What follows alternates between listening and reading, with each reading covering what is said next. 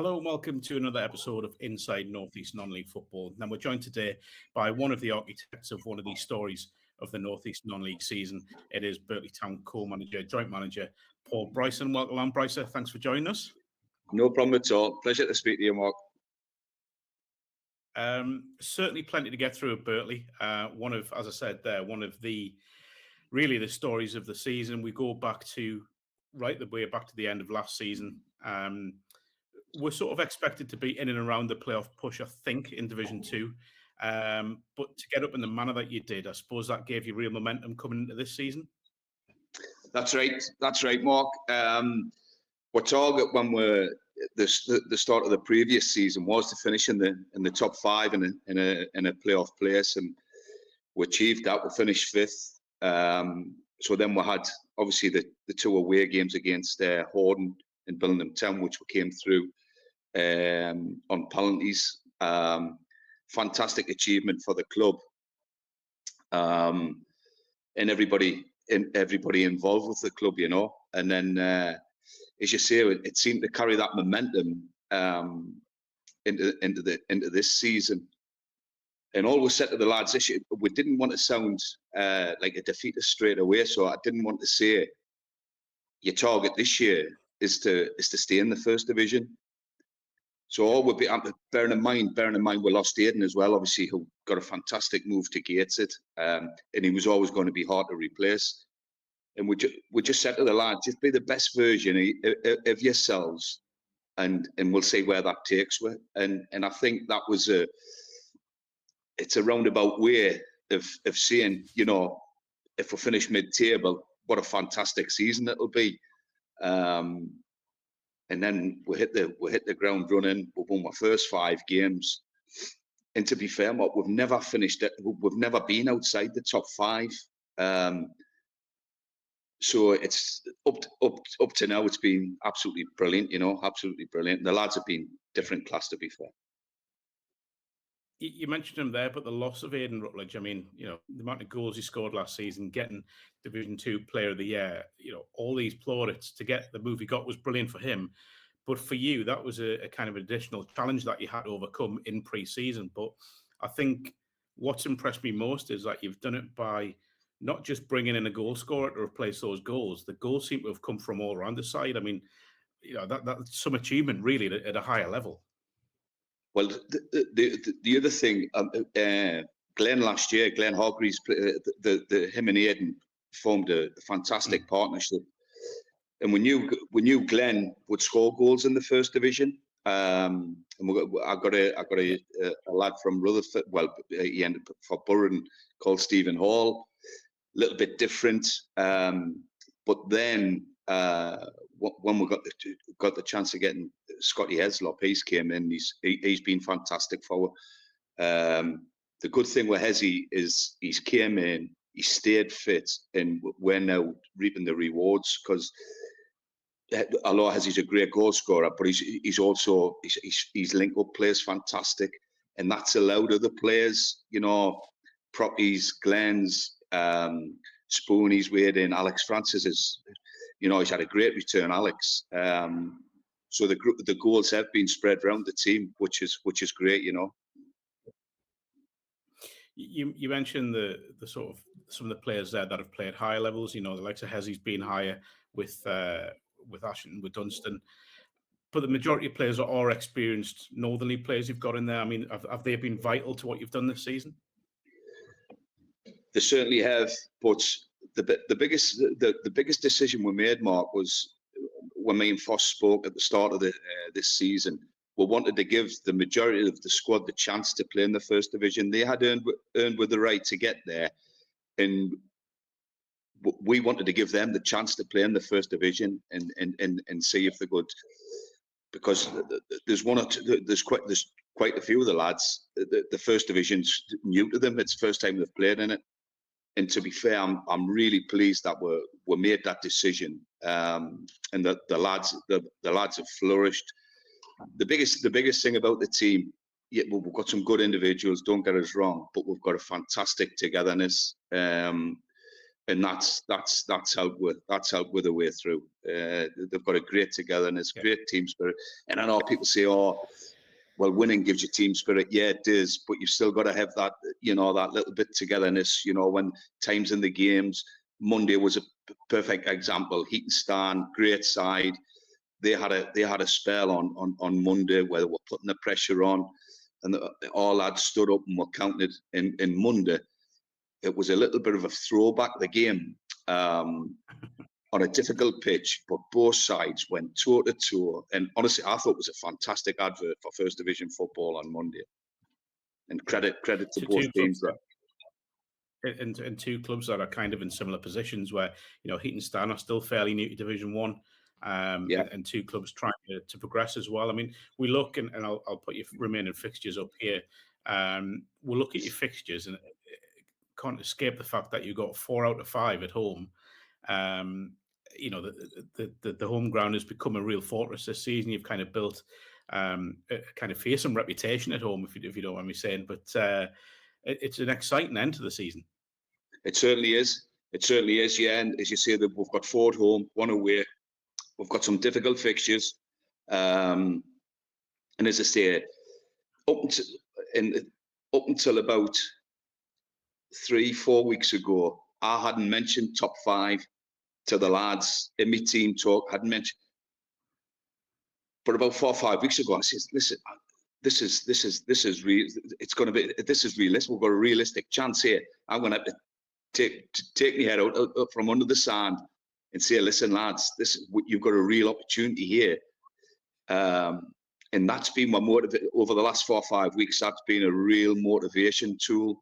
And the run we've been on lately, it's fantastic. We've won 4, drew 1 against Heaton, so we're on a good bit of form as well going into the last 4 or 5 games. And we'll look at those fixtures. It's a real mix of teams. I mean, you got obviously Seaham on Saturday, who are I think they're fourth from bottom at the moment, maybe 5th from bottom, but they've hit a little bit of form where they've suddenly become really difficult to beat. I think they've drawn 6 of the last 7. That they're on a bit of an upturn in form. That's going to be far from easy, because people will look at league positions and say, well, Birtley at home should really get the 3 points there. But I think we've seen a different side to Red Star. Yeah. And we know Collie quite well. Good lad, and he's got some good players. So as I say, we'll take each game as it comes. But that motivation now is there for us. And it would be, if we finished in the top 5, it would just be. I said to the lads a couple of weeks ago that there's all different experiences in this changing room, and myself included. Like over the years, I would argue that if we finished in the top 5, it would arguably be one of my best achievements in my long career. And certainly lads who have been used to 2nd Division football. I've got 2 or 3 lads who have just played Northern Alliance football. It'll certainly be their best achievement if we finish in the top 5. I get the impression there's no need to sort of warn your players about Saturday as well, and any sort of thoughts of just turning up, winning the game. Again, I go back to league positions.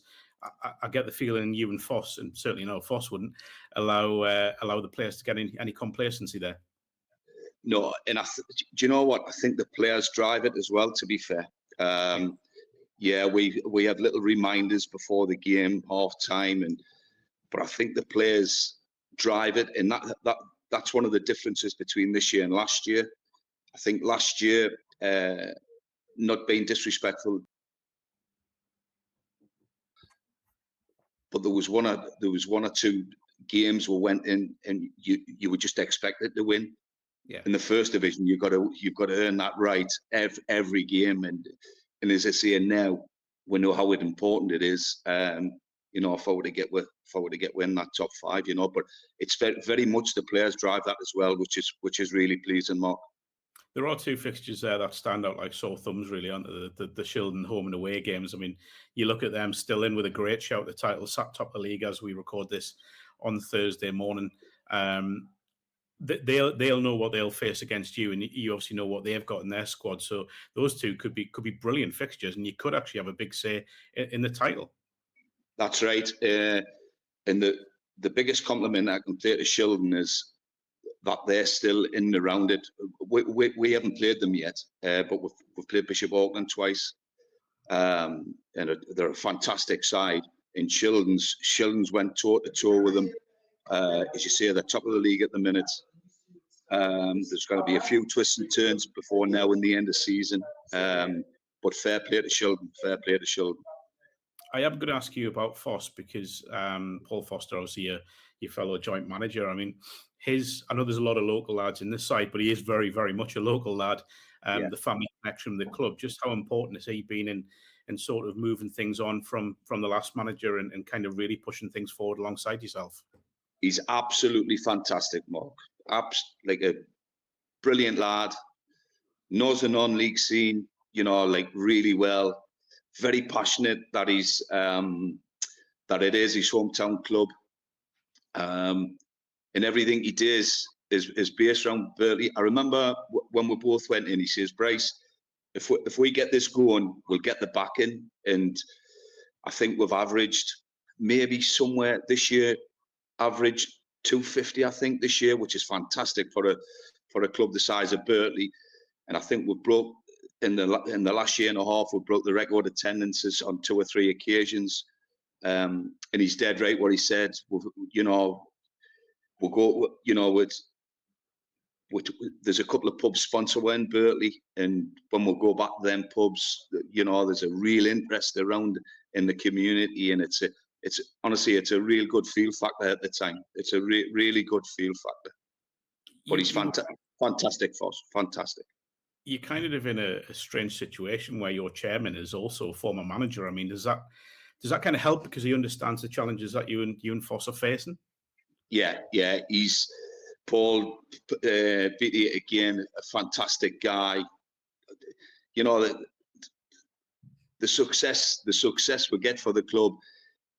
It's for your Pauls, your Colin Beach, your Richies, your Scott Browns, all these people that work and others that work ever so hard behind the scenes. But Paul, he's an up to date chairman, understands the game, which is vitally important. He understands how hard it is, not just like on the field, but off the field as well. So he's great to have around, Paul. Very, very understandable. There is a bit of an elephant in the room in terms of if you do get up through the playoffs, the ground I assume would need work done to it. Are those discussions that have taken place? To be fair, Mark, and again, I know the league came out a couple of weeks ago, and there is work that needs done. But to be perfectly honest, I've kept a real low profile about it. We're just seeing where we are now, where it takes us, and if we were to get there, which would be an unbelievable achievement, by the way, but hopefully the club would do the things that's needed. But I've sort of kept quite a low profile with that to try and keep everybody's feet firmly on the ground, to be fair, Mark. Well, that's been a fascinating 15 minutes. Not without its hitches, thanks to Wi-Fi, but many thanks for your time, and no problem best of luck for the rest of the season. A thrilling final month line and wait. Yeah, lovely, Mark. Thanks a lot, and all the best to all the others as well.